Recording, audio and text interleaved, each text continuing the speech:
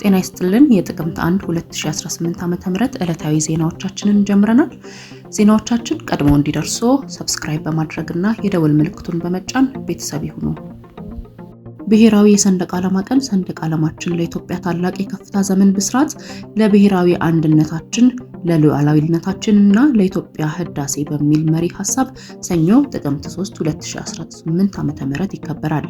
የህዝብ ተወካዮች ምክር ቤት ባወጣው መግለጫ ሰንደቅ ዓላማ የአንድ ሀገር መንግስትና ህዝብ ሉዓላዊነት፣ የፖለቲካ ስልጣን ነጻነት፣ እድገትና ማህበረሰባዊ ትስስር መፍጠሪያ መሳሪያ ነው ብሏል።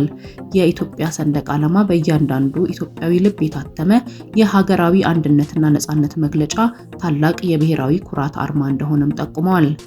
ጀግኖች አያቶቻችን ወራሪዎችን አሸንፈው ለመላው የጥቁር ህዝብ የነጻነት ምልክት የሆነውን ሰንደቅ ዓላማ የህይወት መስዋዕትን ከፍለው ለአዲሱ ትውልድ ማስረከባቸውን በማንሳት ይህንኑ መሰረት በማድረግ ሰንደቅ ዓላማ በሀገር ደረጃ ከፍተኛ ቦታ ተሰጥቶት የሚከበር ታላቅ አገራዊ በዓል መሆኑንም ተመላክቷል። በመሆኑም የሀገራችን ሰንደቅ ዓላማ ክብርና ተገቢውን ከፍታ አስጠብቆ ለቀጣዩ ትውልድ ለማስተላለፍ ሀገራዊ ሉዓላዊነትና የግዛት አንድነትን ማስቀጠል፣ ህብረ ብሔራዊ ወንድማማችነትን በማጽናትና የሀገራችንን የእድገት ከፍታ ማረጋገጥ ከአሁኑ ትውልድ የሚጠበቅ ሀገራዊ ኃላፊነት እንደሆነም አብራርቷል። የብሔራዊ የሰንደቅ ዓላማ ቀን በሰንደቅ ዓላማ አዋጅ ቁጥር 863/2006 በተሻሻለው አንቀጽ 2 መሰረት በየዓመቱ ጥቅምት ወር በገባ መጀመሪያ ሳምንት ሰኞ እንደሚከበርም ተደንግጓል። በዚህ ዓመትም ሀገራዊ ወቅታዊ ሁኔታን በዋጀ መልኩ ለ18ኛ ጊዜ ከሰንደቅ ዓላማ መርሆዎች ጋር በተገናዘበና የኢትዮጵያን ከፍታ ዘመን ብስራት ማንሰራራት በሚያረጋግጡ ውይይቶች ታጅቦ በህዝብ ተወካዮች ምክር ቤት መሪነት በመላው ሀገሪቱ እንደሚከበርም አስታውቋል። በፌዴራል የመንግስት ተቋማት፣ በክልሎችና በሁለቱ ከተማ አስተዳደሮች፣ በመከላከያ ሰራዊት ካምፖች እንዲሁም በኤምባሲዎችና የኢትዮጵያ ሚስዮኖች በተመሳሳይ ሰዓት ከረፋዱ 4:30 ላይ ሰንደቅ ዓላማ በመስቀልና በሰንደቅ ዓላማ ፊት ቃለ መሐላ በመፈጸም እንዲሁም የተለያዩ ዝግጅቶችን በማድረግ እንደሚከበር መግለጫው አመላክቷል። በጠቅላይ ሚኒስትር ዶክተር አብይ አህመድ የተጻፈው የመደመር ትውልድ መጽሐፍ በፓኪስታኑ ኡርዱ ቋንቋ ተተርጉሞ ለንባብ ቀርቧል። ይህ የትርጉም ስራ በፓኪስታን የኢትዮጵያ አምባሳደር ጀማል በከር እና በፓኪስታን የባህልና ቅርስ ሚኒስቴር ኢንካን ኪቺ መካከል የተደረሰውን ስምምነት ተከትሎ የተከናወነ መሆኑን ተመላክቷል።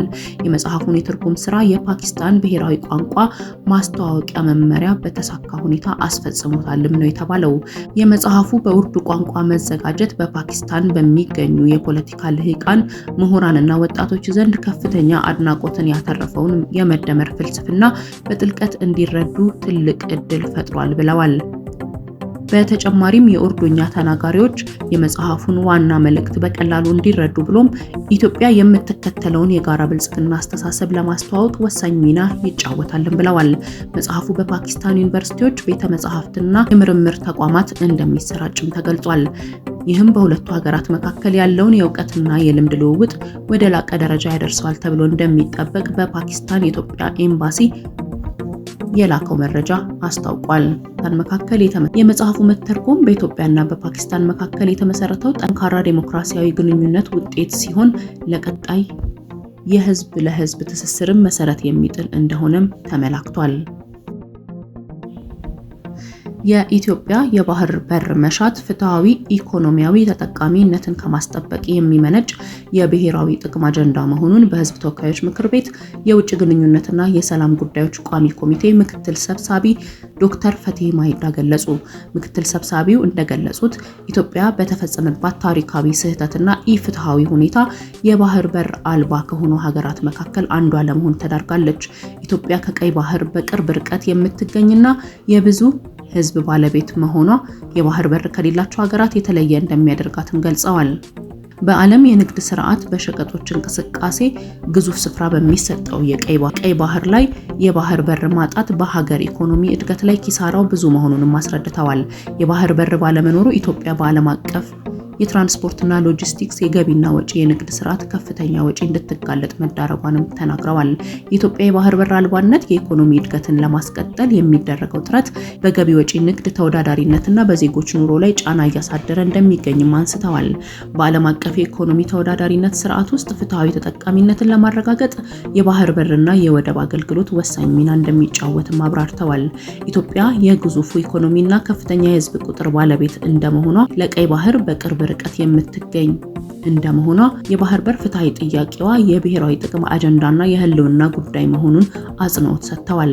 የባህር በር መሻቷ ፈጣን ኢኮኖሚ እድገትና ተጠቃሚነትን ከማሳለጥ የሚመነጭ ቀጠናዊ የጋራ ተጠቃሚነትና ዓለም አቀፍ መርህን የተከተለ የብሔራዊ ጥቅም ጉዳይ መሆኑንም አመላክተዋል። የኢትዮጵያ የባህር በር መሻት የምስራቅ አፍሪካ ኢኮኖሚ ትስስርን በማሳለጥና ቀጠናዊ ሰላምና ደህንነትን በማስጠበቅ ጋር የተቆናኘ ጭምር መሆኑንም አስገንዝበዋል።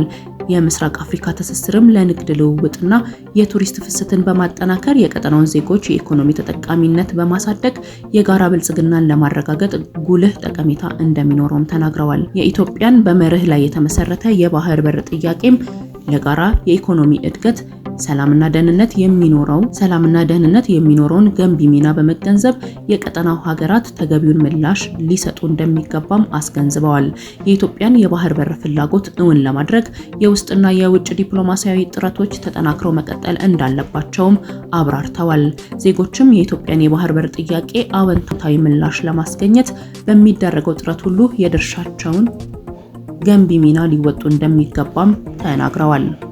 የገቢ አሰባሰብን በውጤታማነት መምራት ሁለንተናዊ ብልጽግናን በማፋጠን ጠንካራ ሀገር ለመገንባት ህልማችንን ለማሳካት ወሳኝ ነው ሲሉ በምክትል ጠቅላይ ሚኒስትር ማዕረግ የዲሞክራሲ ስርዓት ግንባታ ማስተባበሪያ ማዕከል ኃላፊና የብልጽግና ፓርቲ ምክትል ፕሬዝዳንት አደም ፋራህ ገለጹ።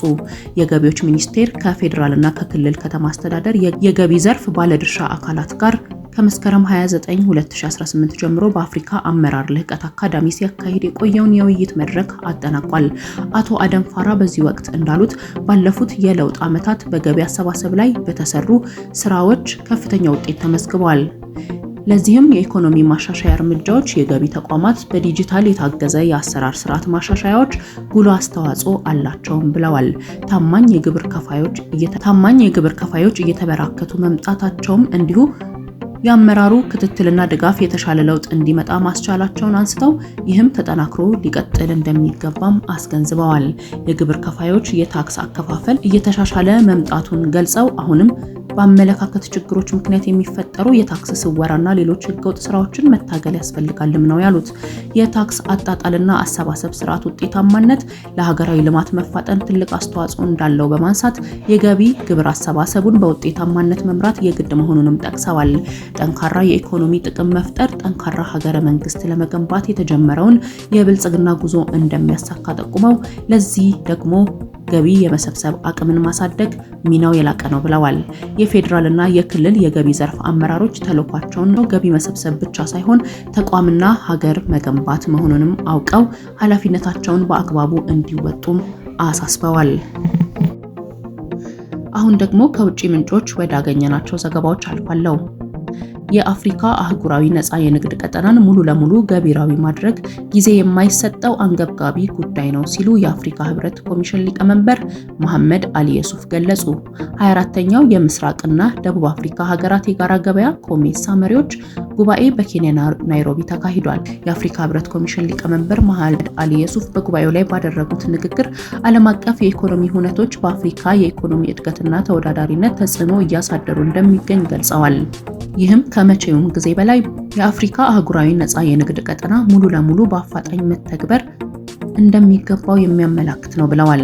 ሊቀመንበሩ የአፍሪካ ቀጠናዊ የኢኮኖሚ ማህበረሰቦች ከቀረጥ ጋር ያልተያያዙ የንግድ ገደቦችን በማንሳት በአፍሪካ ሀገራት መካከል እየተሳለጠ የንግድ ልውውጥ ማድረግ የሚያስችሉ ማዕቀፎችን በመተግበር ለአጀንዳ 2063 መዋቅራዊ ትራንስፎርሜሽን ኃላፊነታቸውን እንዲወጡ አሳስበዋል። የኮሜሳ የደቡብ አፍሪካ የልማት ማህበረሰብ ሳዴቅና የምስራቅ አፍሪካ ማህበረሰብ ኢኤሲ የሶስትዮሽ ትብብር ማዕቀፍ መሆኑን ጠቅሰው ማዕቀፉ የትስስር አጀንዳ ተምሳሌትና አንድ የሆነች የበለጸገችና ራሷን የቻለች አህጉር ለመፍጠር የተጀመረው ጉዞ የተስፋ ብርሃን ፈንጣቂ መሆኑንም ተናግረዋል። የአፍሪካ ህብረት ከቀጠናዊ የኢኮኖሚ ማህበረሰቦች ጋር ጠንካራ ትብብር በመፍጠር ቀጠናዊና አህጉራዊ የትስስር አጀንዳዎችን ትግበራ ለማፋጠን በቁርጠኝነት እንደሚሰራ መግለጻቸውም ተመላክቷል። የምስራቅ አፍሪካ የልማት በየነ መንግስታት ባለስልጣን ኢጋድና ጀርመን በፍልሰት አስተዳደርና አየር ንብረት ለውጥ መከላከል ያላቸውን የቆየ ስትራቴጂካዊ አጋርነት የበለጠ ለማጎልበት እንደሚሰሩ አስታወቁ። ጀርመን ለኢጋድ ቀጠና የተለያዩ የፋይናንስ ድጋፍ ማዕቀፎችንም ይፋ አድርጋለች። የምስራቅ አፍሪካ የልማት በየነ መንግስታት ባለስልጣን ኢጋድና ጀርመን በልማት ትብብራቸው ዙሪያ በጅቡቲ ስትራቴጂካዊ ምክክር አድርገዋል። በምክክሩ ላይ የኢጋድ ዋና ጸሐፊ ዶክተር ወርቅነህ ገበየሁ፣ የጀርመን የኢኮኖሚ ትብብርና ልማት ሚኒስቴር የምስራቅ አፍሪካ ዘርፍ ኃላፊ ሃኒንግና በጅቡቲ የጀርመን አምባሳደር ሄከ ፉለር ተገናኝተዋል። ስትራቴጂካዊ ምክክሩ ሁለቱ ወገኖች በአፍሪካ ቀንድ ባሉ ጉዳዮች ላይ ያላቸውን ትብብር የገመገሙ ሲሆን በቀጠናዊ ግንኙነት ማዕቀፎች ላይ መክረዋል። ፍልሰትና የአየር ንብረት ለውጥ የውይይቱ ማጠንጠኛዎችም ነበሩ። ሁለቱ ወገኖች የጀርመን ቀጠናዊ የፍልሰት ፈንድ ዳግም መዋቅር ሂደት መልካም ደረጃ ላይ እንደሚገኝ በማንሳት የኢጋድ ቀጠናዊ የፍልሰት ፖሊሲ ማዕቀፍ፣ የነፃ እንቅስቃሴ የህግ ማዕቀፎችና የዜጎችን የአኗኗር ሁኔታ የማጠናከር ስራ ለመደገፍ የጋራ ስምምነት ላይ ተደርሷል። ጀርመን ለኢጋድ የፍልሰት ፖሊሲ ትግበራ ፕሮጀክት ቀጣይ ምዕራፍ ትግበራ 2.5 ሚሊዮን ዩሮ ለመደገፍ ቃል መግባቷን ከቀጠናዊ ተቋሙ የተገኘው መረጃ ያመለክታል። በተጨማሪም ጀርመን በኢጋድ አባል ሀገራት ለሚከናወኑ የማይበገር የአየር ንብረት ለውጥ አቅም ግንባታ ስራዎች በቀጠናዊ የአደጋ ፋይናንስ ፕሮግራም አማካኝነት 22.5 ሚሊዮን ዩሮ ለመደገፍ መዘጋጀቷም ተመላክቷል። የፋይናንስ ማዕቀፉ የአየር ንብረት ለውጥ ድንገተኛ አደጋዎችን የመከላከል ስራዎች የሚደገፍና የኢጋድ የድርቅ አደጋን የመቋቋምና ዘላቂነት ኢኒሼቲቭን ጨምሮ ሌሎች ፕሮጀክቶችን የሚደግፍ ነው። በስትራቴጂካዊ ምክክሩ ሁለቱ ወገኖች ውጤት ተኮር፣ አሳታፊና ተጠያቂነትን መሰረት ያደረገ አጋርነትን መፍጠር እንደሚገባም አጽንኦት ሰጥተዋል። ኢጋድና ጀርመን ትብብራቸውን ለማጠናከር የጋራ ስራዎቻቸው የአባል ሀገራት የቅድሚያ ትኩረቶችን ያማከሉ እንዲሆኑና የፖሊሲ ምክክራቸውን በመደበኛነት ለማከናወን ከስምምነት ላይ ደርሰዋል። ኢጋድና ጀርመን 37 ዓመታትን ያስቆጠረ አጋርነት እንዳላቸውም መረጃዎች ያመለክታሉ።